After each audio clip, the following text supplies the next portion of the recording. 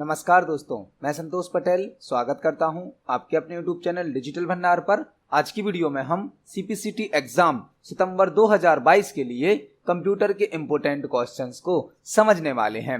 यह हमारा CPCT exam सितंबर 2022 के लिए पार्ट नंबर 15 है, 15वें नंबर का वीडियो है। इस वीडियो में हम CPCT एग्जाम के लिए कंप्यूटर से संबंधित 20 इंपोर्टेंट क्वेश्चंस को समझने वाले हैं। जब हम एक क्वेश्चन को समझते हैं तो उस एक क्वेश्चन से संबंधित हमें 2-3 क्वेश्चन और भी तैयार करने मिलते हैं। आप सभी क्वेश्चन को समझें, पढ़ें, उनको नोट करें और यदि आपका कोई क्वेश्चन है, कोई डाउट है तो उसको कमेंट सेक्शन में जरूर पूछें।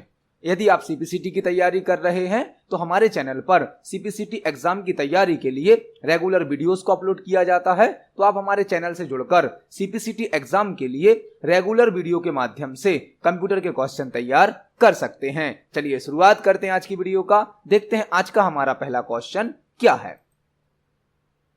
पहला क्वेश्चन हमसे पूछा गया है, SMTP का फुल फॉर्म क्या होता है।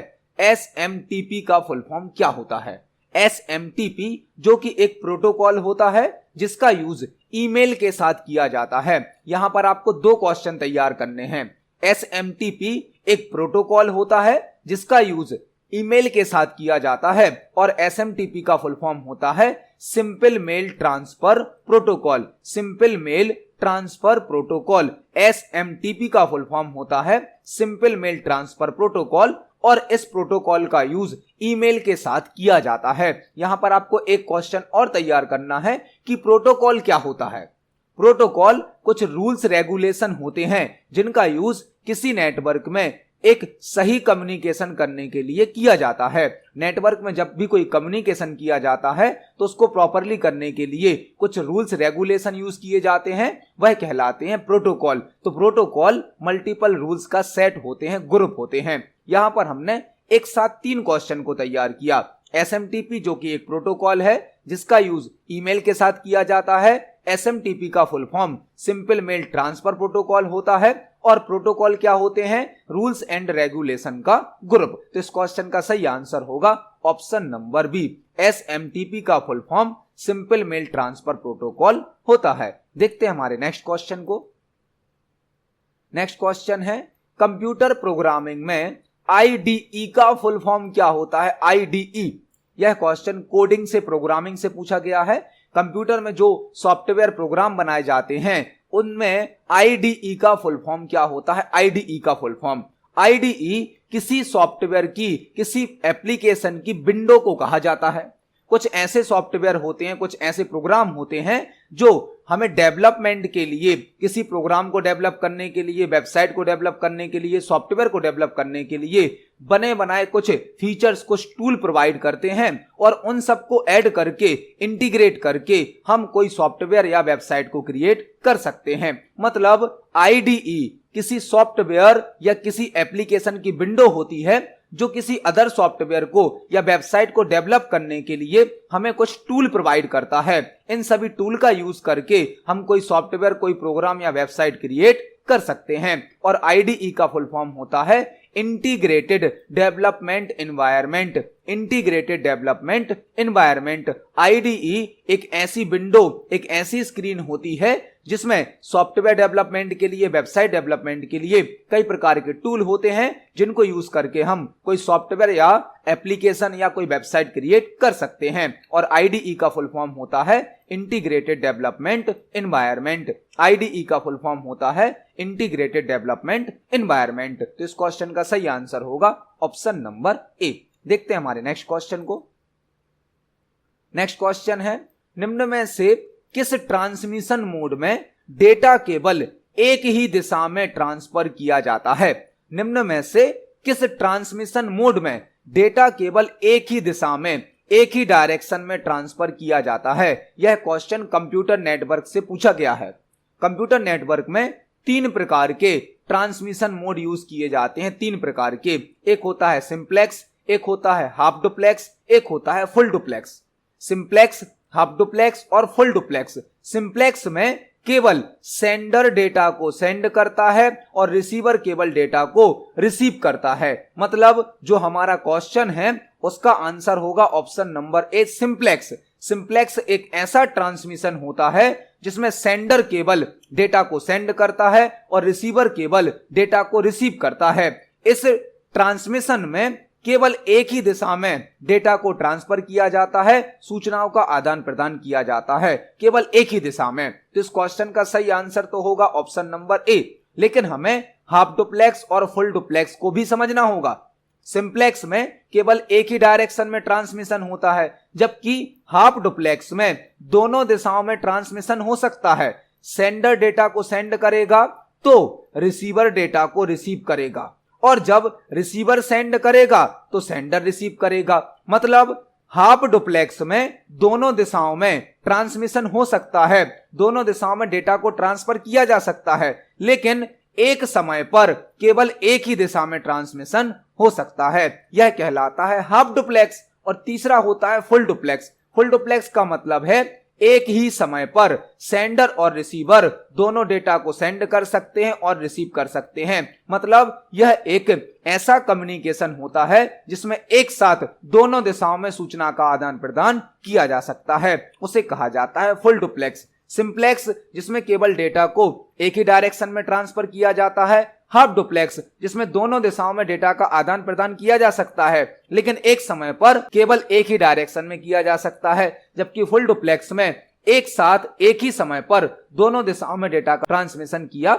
जा सकता है। तो इस क्वेश्चन का सही आंसर होगा ऑप्शन नंबर ए, सिंप्लेक्स। केवल एक ही दिशा में डेटा को ट्रांसफर करने के लिए सिंप्लेक्स ट्रांसमिशन का यूज किया जाता है। देखते हैं हमारे नेक्स्ट क्वेश्चन को। नेक्स्ट क्वेश्चन है, निम्न में से कौन एक ऑपरेटिंग सिस्टम नहीं है? निम्न में से कौन एक ऑपरेटिंग सिस्टम नहीं है? ऑपरेटिंग सिस्टम जो कि एक सिस्टम सॉफ्टवेयर होता है।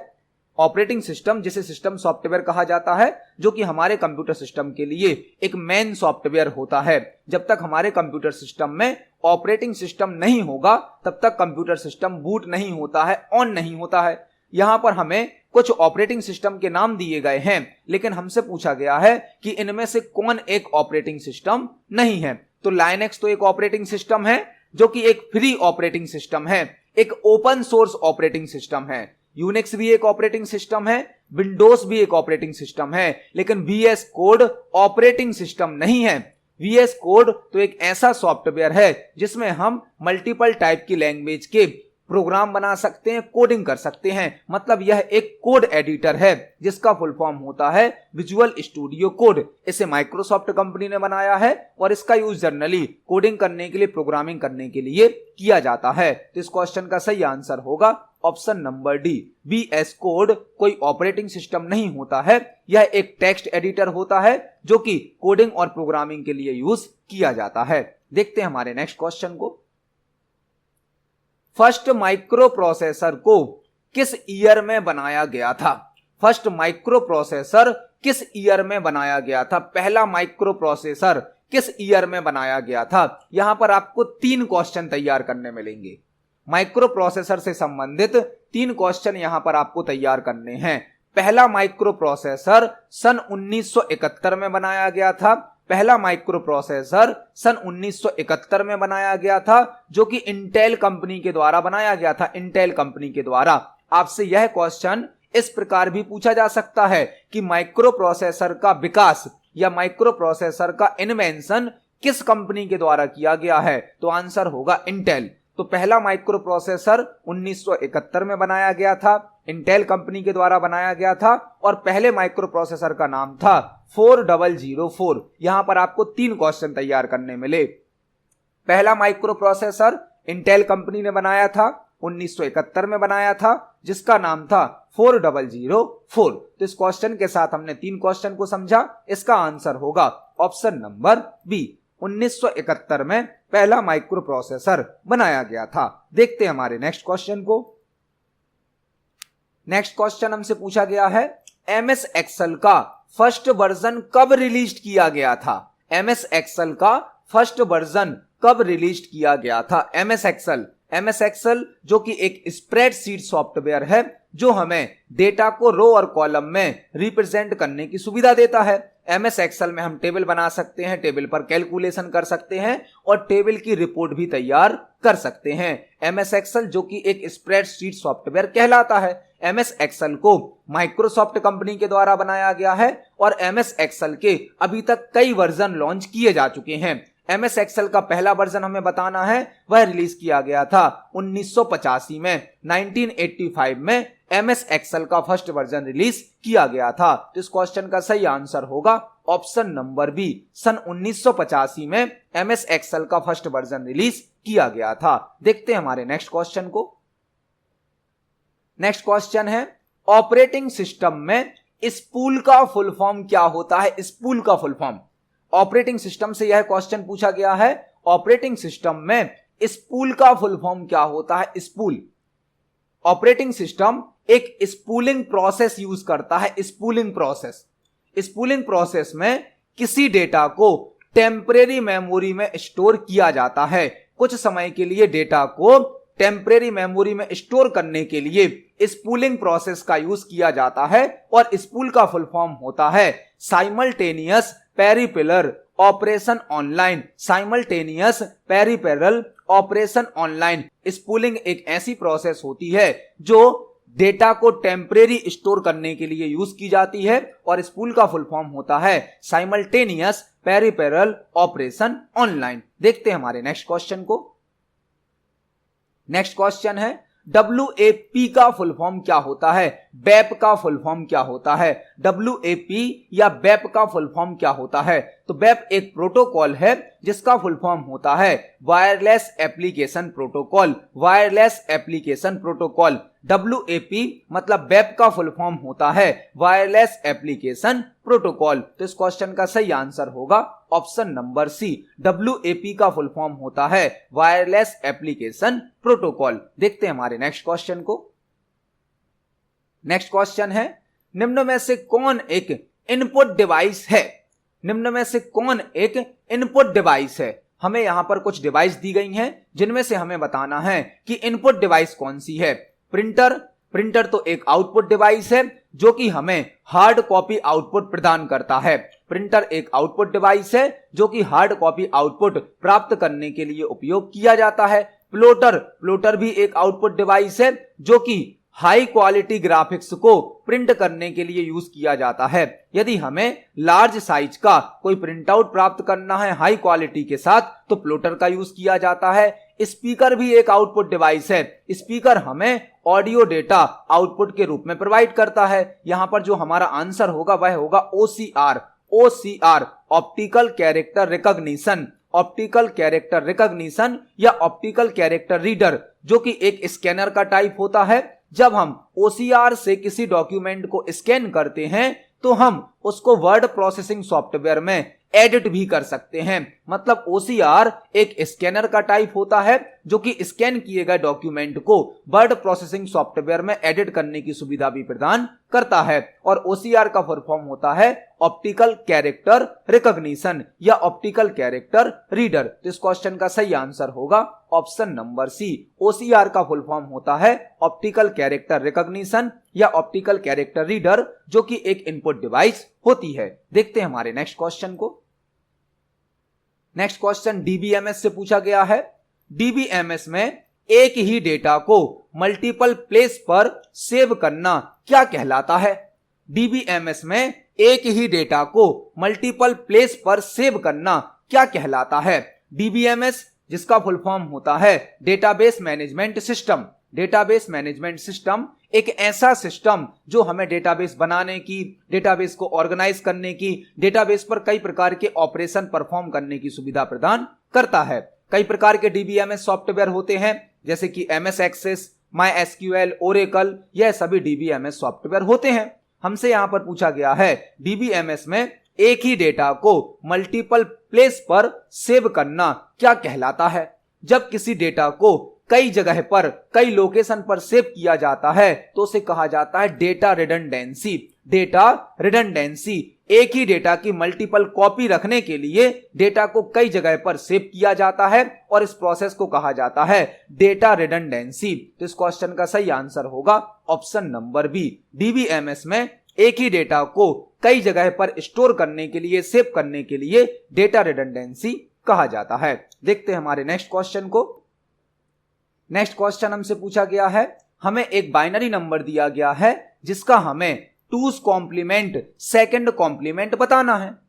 एक बाइनरी नंबर हमें दिया गया है जिसका हमें टूज कॉम्प्लीमेंट या सेकंड कॉम्प्लीमेंट बताना है कि क्या होगा। अब सीपीसीटी के एग्जाम में कंप्यूटर नंबर सिस्टम से, बाइनरी अर्थमेटिक ऑपरेशन से, कॉम्प्लीमेंट से कई प्रश्न पूछे जाते हैं। तो हमें एक बाइनरी नंबर दिया गया है जिसका हमें टूज कॉम्प्लीमेंट या सेकंड कॉम्प्लीमेंट निकालना है। यह बहुत ही बेसिक, बहुत ही सिंपल क्वेश्चन है। इसको सॉल्व करना बहुत ही आसान है। यदि आपको किसी भी बाइनरी नंबर का टूज कॉम्प्लीमेंट निकालना है तो पहले आपको इस नंबर का फर्स्ट कॉम्प्लीमेंट निकालना होगा।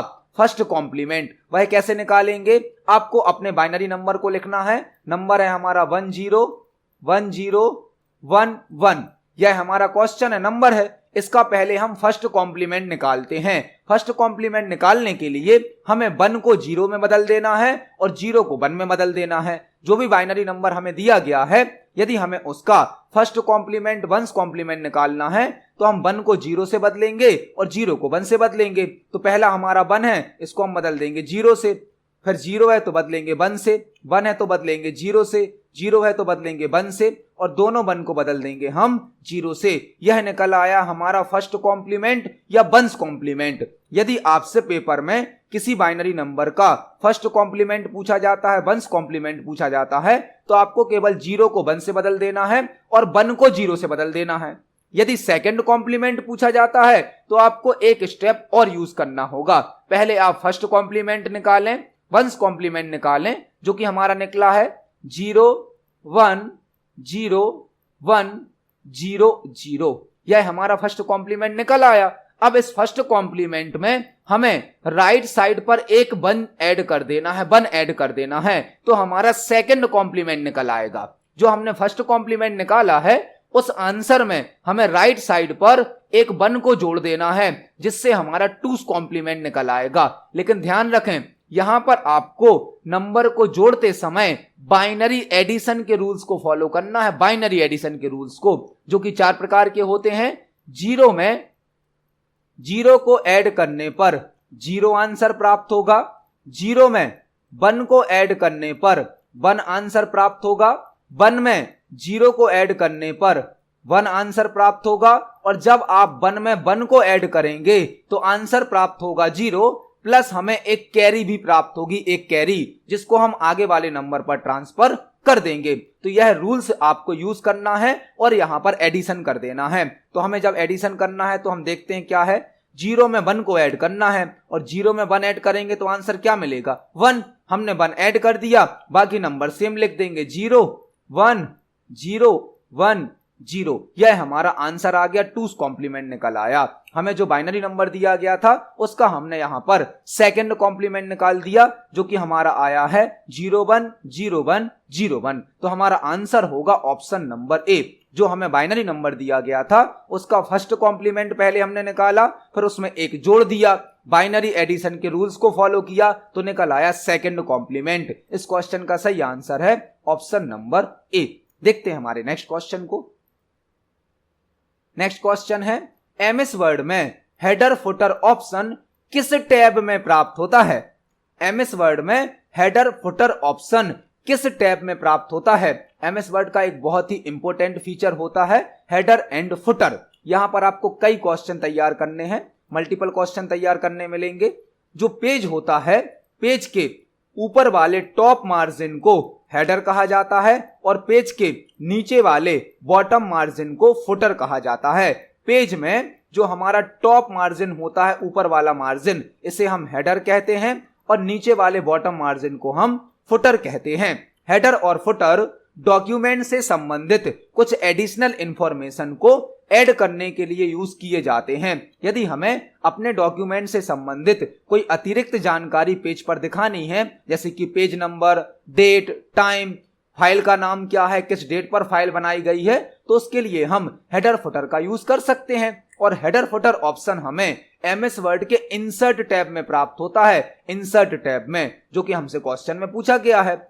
तो डॉक्यूमेंट मतलब एमएस वर्ड की फाइल, उसमें जो पेज होता है, पेज के टॉप मार्जिन को हेडर कहा जाता है, बॉटम मार्जिन को फुटर कहा जाता है। हेडर और फुटर ऑप्शन हमें इंसर्ट टैब के अंतर्गत प्राप्त होता है। तो इस क्वेश्चन का सही आंसर होगा ऑप्शन नंबर बी। देखते हैं हमारे नेक्स्ट क्वेश्चन को। नेक्स्ट क्वेश्चन है, एमएस एक्सेल में ऑटो सम के लिए किस शॉर्टकट की का उपयोग किया जाता है? एमएस एक्सेल से यह क्वेश्चन पूछा गया है। एमएस एक्सेल में ऑटो सम के लिए किस शॉर्टकट की का उपयोग किया जाता है? एमएस एक्सेल जो कि एक स्प्रेडशीट सॉफ्टवेयर होता है, डेटा को रो और कॉलम में रिप्रेजेंट करने के लिए यूज किया जाता है।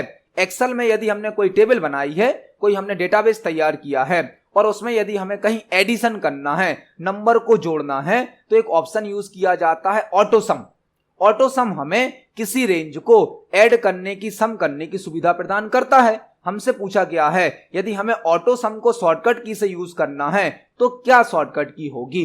एमएस एक्सेल में ऑटो सम को यूज करने के लिए ऑल्ट प्लस इक्वल शॉर्टकट की का यूज किया जाता है। ऑल्ट प्लस इक्वल, ऑल्ट के साथ इक्वल को प्रेस करने पर ऑटोमेटिक ऑटो सम फंक्शन अप्लाई हो जाता है, जो कि एडिशन करने के काम में आता है। तो इस क्वेश्चन का सही आंसर होगा ऑप्शन नंबर सी। देखते हैं हमारे नेक्स्ट क्वेश्चन को। नेक्स्ट क्वेश्चन हमसे पूछा गया है, प्लॉटर एक ब्लैंक का एग्जाम्पल है। प्लॉटर क्या है? प्लॉटर एक ब्लैंक का एग्जाम्पल है। इस क्वेश्चन का आंसर हमने आज की वीडियो में ही एक क्वेश्चन में समझा था। प्लॉटर एक आउटपुट डिवाइस है। प्लॉटर एक आउटपुट डिवाइस है जो कि हमें लार्ज साइज के आउटपुट हाई क्वालिटी के साथ प्रदान करता है। यदि हमें किसी हाई क्वालिटी ग्राफिक्स को प्रिंट करना है, लार्ज साइज का आउटपुट प्रिंट करना है, तो प्लॉटर का यूज किया जाता है। जो बड़ी साइज के फ्लैक्स होते हैं, होर्डिंग्स होते हैं, बैनर होते हैं, उनको प्रिंट करने के लिए प्लॉटर का यूज किया जाता है। प्लॉटर एक आउटपुट डिवाइस है जो कि हमें हार्ड कॉपी आउटपुट देता है और हाई क्वालिटी के साथ लार्ज साइज के आउटपुट को प्रिंट करने के लिए प्लॉटर का यूज किया जाता है। तो इस क्वेश्चन का सही आंसर होगा ऑप्शन नंबर बी। प्लॉटर एक आउटपुट डिवाइस है जो कि हार्ड कॉपी आउटपुट प्रदान करता है और यह लार्ज साइज के आउटपुट को हाई क्वालिटी के साथ प्रिंट करने के लिए यूज किया जाता है। तो इस क्वेश्चन का सही आंसर होगा ऑप्शन नंबर बी। देखते हैं हमारे नेक्स्ट क्वेश्चन को। नेक्स्ट क्वेश्चन है एमएस एक्सेल से। एमएस एक्सेल में एम्बेडेड चार्ट क्रिएट करने के लिए किस शॉर्टकट की का उपयोग किया जाता है? एमएस एक्सेल में एम्बेडेड चार्ट क्रिएट करने के लिए किस शॉर्टकट की का उपयोग किया जाता है? सीपीसीटी के पेपर में कुछ क्वेश्चन तो एक्सेल के चार्ट टॉपिक से संबंधित जरूर होते हैं, एक दो क्वेश्चन तो चार्ट से संबंधित जरूर पूछे जाते हैं।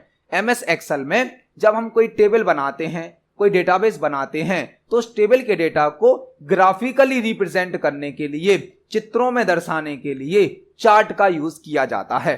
एमएस एक्सेल में यदि हमने कोई टेबल बनाई है तो टेबल के डेटा को ग्राफिकली रिप्रेजेंट करने के लिए चार्ट का यूज किया जाता है।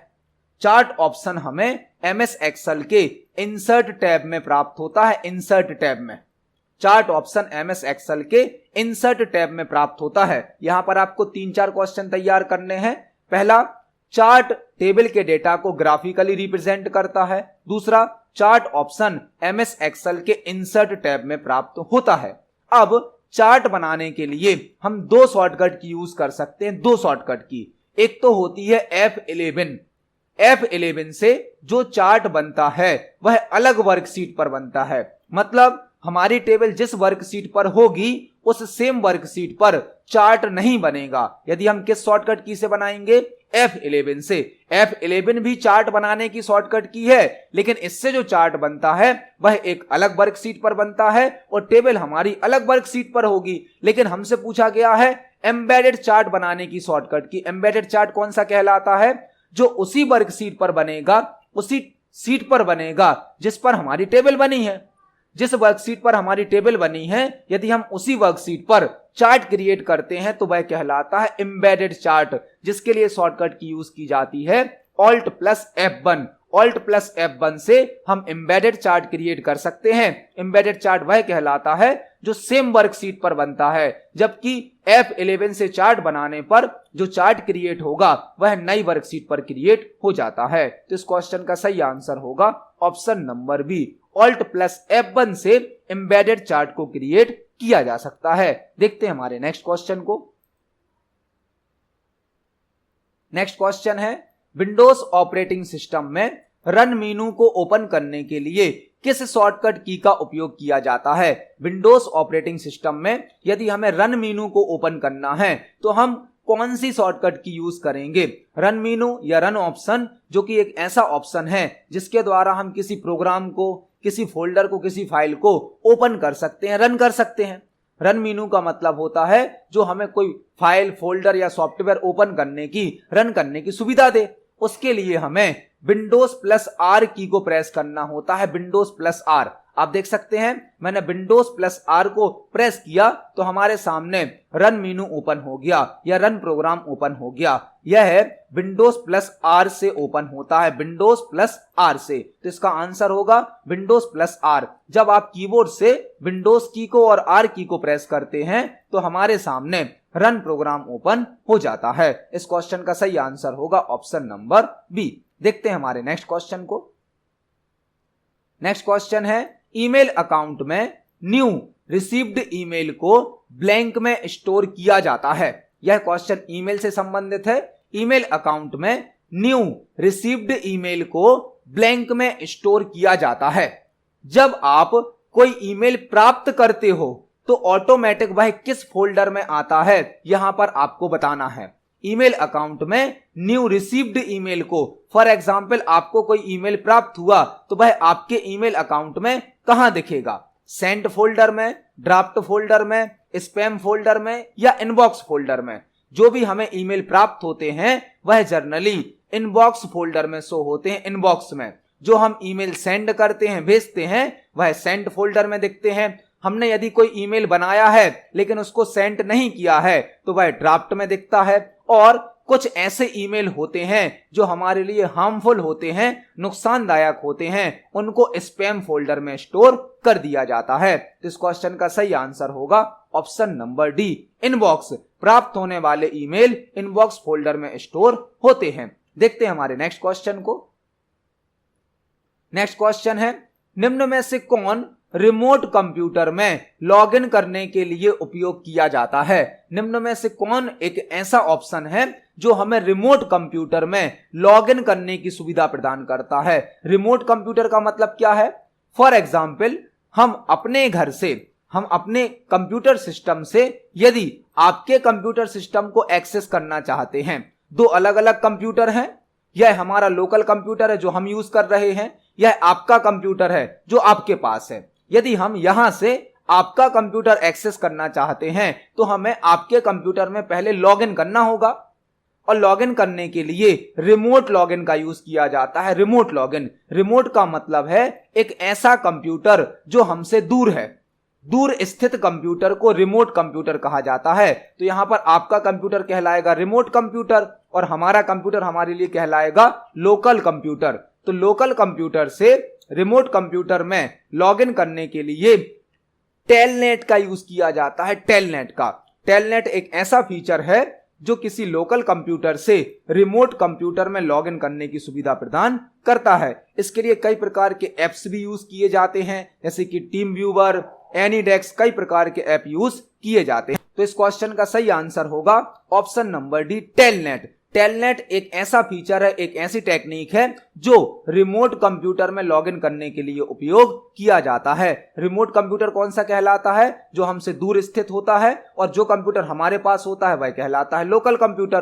तो लोकल कंप्यूटर के माध्यम से किसी रिमोट कंप्यूटर को एक्सेस करने के लिए रिमोट लॉगिन का यूज किया जाता है, जिसके लिए टेलनेट नाम का प्रोटोकॉल यूज किया जाता है। तो इस क्वेश्चन का सही आंसर होगा ऑप्शन नंबर डी। देखते हैं हमारे नेक्स्ट क्वेश्चन को। निम्न में से कौन एक फर्स्ट जनरेशन की प्रोग्रामिंग लैंग्वेज है। निम्न में से कौन एक फर्स्ट जनरेशन की प्रोग्रामिंग लैंग्वेज है। अभी तक कंप्यूटर सिस्टम की 5 जनरेशन आ चुकी हैं, जो कि फर्स्ट जनरेशन से लेकर 5th जनरेशन तक हैं। तो हमसे यहां पर पूछा गया है कि दी गई लैंग्वेज में से कौन सी ऐसी लैंग्वेज है जो कि फर्स्ट जनरेशन की प्रोग्रामिंग लैंग्वेज है। फर्स्ट जनरेशन की प्रोग्रामिंग लैंग्वेज होती है मशीन लैंग्वेज जिसे बाइनरी लैंग्वेज या लो लेवल लैंग्वेज भी कहा जाता है। मशीन लैंग्वेज जिसमें केवल 0-1 का यूज किया जाता है, इसे हम बाइनरी लैंग्वेज या लो लेवल लैंग्वेज भी कहते हैं। तो जो मशीन लैंग्वेज है वह फर्स्ट जनरेशन की प्रोग्रामिंग लैंग्वेज है। इसका आंसर होगा ऑप्शन नंबर सी। निम्न में से जो मशीन लैंग्वेज है उसका यूज फर्स्ट जनरेशन के कंप्यूटर में किया जाता था। तो इस क्वेश्चन का सही आंसर होगा ऑप्शन नंबर सी। देखते हैं हमारे नेक्स्ट क्वेश्चन को। नेक्स्ट क्वेश्चन है असेंबलर एक ब्लैंक का एग्जाम्पल है। असेंबलर क्या होता है हमें यहां पर बताना है। असेंबलर एक ब्लैंक का एग्जाम्पल है। असेंबलर क्या होता है? वेब ब्राउजर है क्या, सर्च इंजन है, वर्ड प्रोसेसर है या लैंग्वेज ट्रांसलेटर है? तो जो असेंबलर है वह एक लैंग्वेज ट्रांसलेटर है। लैंग्वेज ट्रांसलेटर जो कि असेंबली लैंग्वेज को मशीन लैंग्वेज में या 0-1 की लैंग्वेज में कन्वर्ट करता है। असेंबली लैंग्वेज को मशीन लैंग्वेज में या 0-1 की लैंग्वेज में कन्वर्ट करने के लिए असेंबलर का यूज किया जाता है। असेंबली लैंग्वेज को मशीन लैंग्वेज में या 0-1 की लैंग्वेज में बाइनरी लैंग्वेज में कन्वर्ट करने के लिए असेंबलर का यूज किया जाता है। असेंबलर असेंबली लैंग्वेज के प्रोग्राम को मशीन लैंग्वेज में कन्वर्ट करता है, इसलिए इसे कहा जाता है लैंग्वेज ट्रांसलेटर। और यह एक सिस्टम सॉफ्टवेयर का एग्जाम्पल भी होता है। तो असेंबलर एक लैंग्वेज ट्रांसलेटर है, एक सिस्टम सॉफ्टवेयर है जो कि असेंबली लैंग्वेज के प्रोग्राम को मशीन लैंग्वेज में कन्वर्ट करता है। तो इस क्वेश्चन का सही आंसर होगा ऑप्शन नंबर डी। तो आज की वीडियो में हमने सीपीसीटी एग्जाम से संबंधित कंप्यूटर के 20 इंपोर्टेंट क्वेश्चंस को समझा है। जब एक क्वेश्चन को समझते हैं तो उससे संबंधित हमें 2-3 क्वेश्चन और भी तैयार करने मिलते हैं। आप सभी क्वेश्चंस को पढ़ें, समझें। यदि आपका किसी क्वेश्चन में कोई डाउट है, कोई क्वेश्चन है तो कमेंट सेक्शन में जरूर पूछिए। वीडियो पसंद आती है तो वीडियो को लाइक करें, ज्यादा से ज्यादा शेयर करें। मिलते हैं अगली वीडियो में। धन्यवाद।